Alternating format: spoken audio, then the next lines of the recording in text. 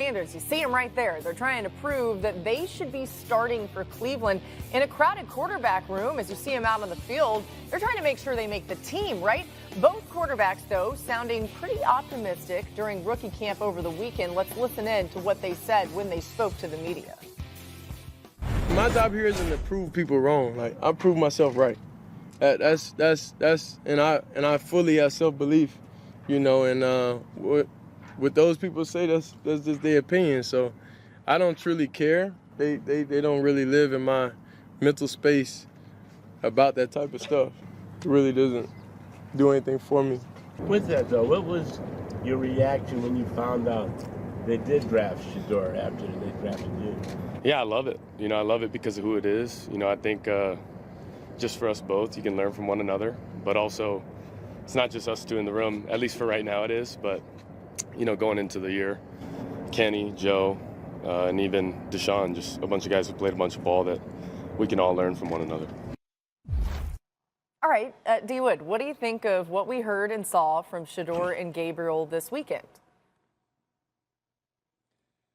Yeah, listen, I think the media out there in Cleveland, you know, drumming up the fact that it's two rookie quarterbacks, the competition. I think both of those guys did a good job of not allowing it to wedge and become the focal point of the whole weekend. And listen, they're going to have to earn their keep. They're both, you know, 3rd and 5th round draft picks respectively. Nothing's going to be given to them.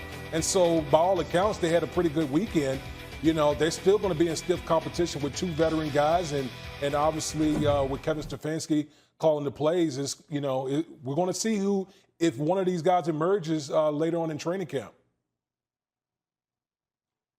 Yeah, and I think the Browns are open to that possibility, D. Wood. Now, the 2 veteran guys you mentioned, obviously, Joe Flacco and Kenny Pickett. We don't expect Deshaun Watson to be a factor as he recovers from his injury.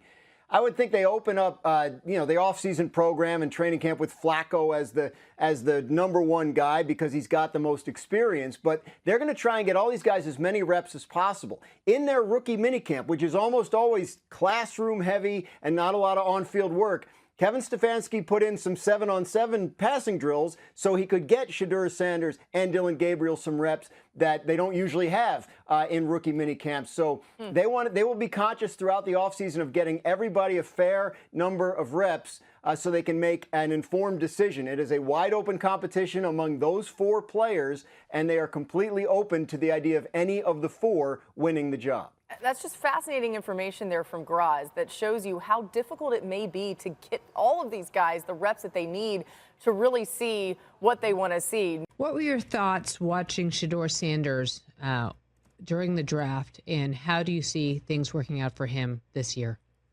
There's a thing called homiletics, teaching and preaching. It means you use one letter to bring the subject, to bring all the subjects. I was both pissed and then pleased. You know what I'm saying? Because I know how hard he pursued that dream. You know, how hard he talked about wanting to be drafted higher than his dad. It was one of the things that made him work.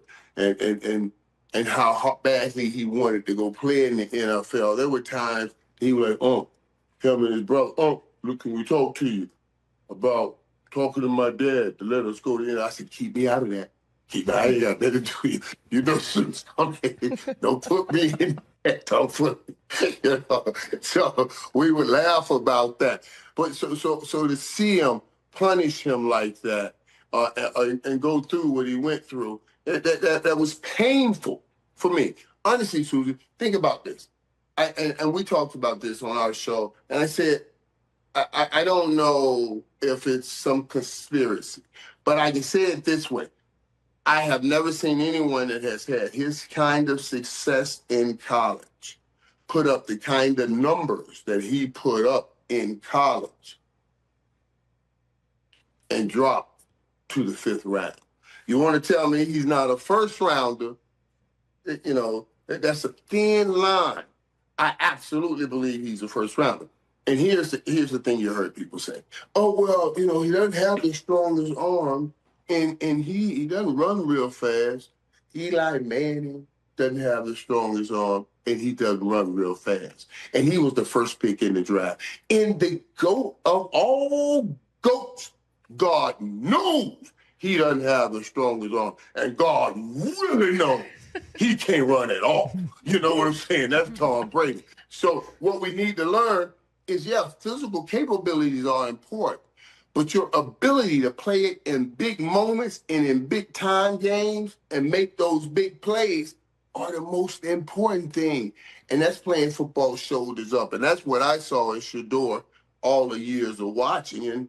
And now he'll get a chance to do. I thought he'll have a different approach coming into the NFL, because everywhere he's gone, he had to work his way up from the bottom.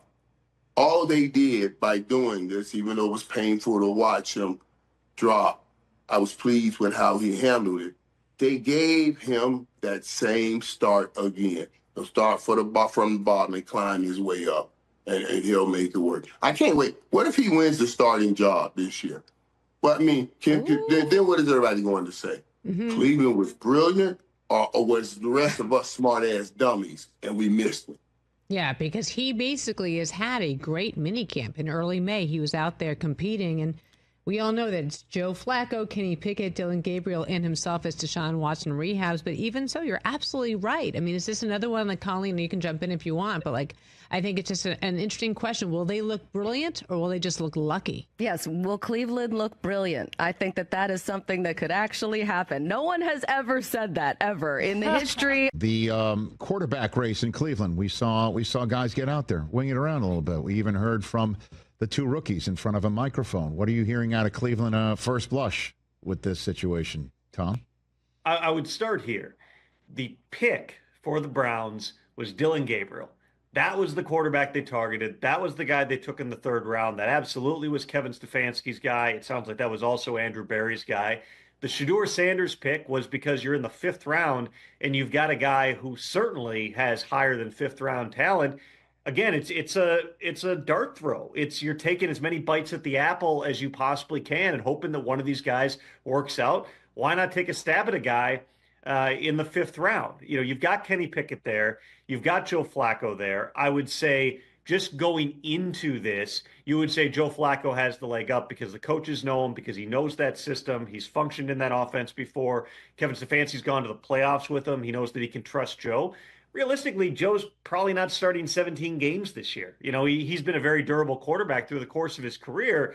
But, you know, the odds that at 41 years old, I believe he is, that he's going to play the entire season, you'd probably say that that's an unlikely type of a scenario. So based on what I hear, it sounds like it's wide open. It sounds like they're going in with open minds into this competition. The real question is going to be, it's one thing for, and I know that Kevin Stefanski said, don't read too much into the reps and rookie minicamp. It's very, very early. There's plenty of reps to go around.